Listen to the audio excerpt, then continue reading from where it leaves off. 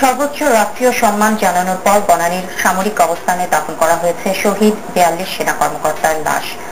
শেষবারের মতো বিদায় জানিয়ে শহীদ সেনাদের চিরনিদ্রায় শুইয়ে দিতে কবরস্থানে আসেন তাদের পরিবারের সদস্য ও সহকর্মীরা। স্বজনহারাদের আহাজারি আর আর্তনাদে চোখের পানি ধরে রাখতে পারেননি সেখানে উপস্থিত কেউই।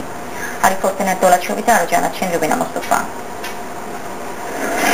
প্যারেড গ্রাউন্ডে সর্বোচ্চ রাষ্ট্রীয় সম্মান জানানোর পর পিলখানায় শহীদ ৪২ জন সেনা কর্মকর্তার মরদেহ দাফনের জন্য নিয়ে আসা হয় বনানী সামরিক কবরস্থানে। ট্রাক থেকে নামানোর পর জাতীয় আর সশস্ত্র বাহিনীর পতাকায় মোড়ানো কফিনগুলো বহন করছিলেন শোকে বিধ্বস্ত সহকর্মীরা। বুলেটে ঝাঁঝরা হয়ে যাওয়া প্রিয় সহকর্মীর লাশের ভার যেন বইতে পারছিলেন না শোকে মুহ্যমান এই সেনা সদস্যরা।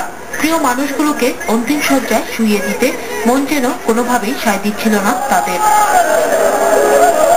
পরিবারের যে সদস্যটি ছিল সবার প্রাণকেন্দ্রে, যাকে ঘিরেছিল জীবনের সব হাসি কান্না, সেই প্রিয় মুখগুলোকেই চিরতরে বিদায় জানাতে হলো চোখের জলে।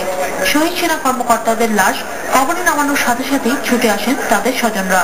তাদের আহাজারিতে ভারী হয়ে ওঠে গোটা পরিবেশ।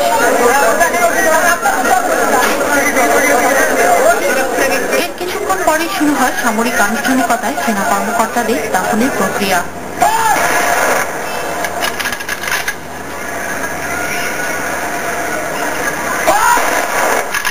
বেজে ওঠে বিয়োগলের করুণ সুর।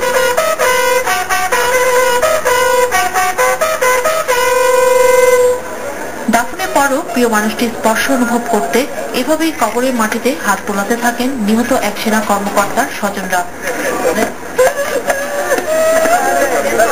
দাফন শেষে শহীদ সেনা কর্মকর্তাদের প্রতি শ্রদ্ধা জানান তিন বাহিনীর প্রধান।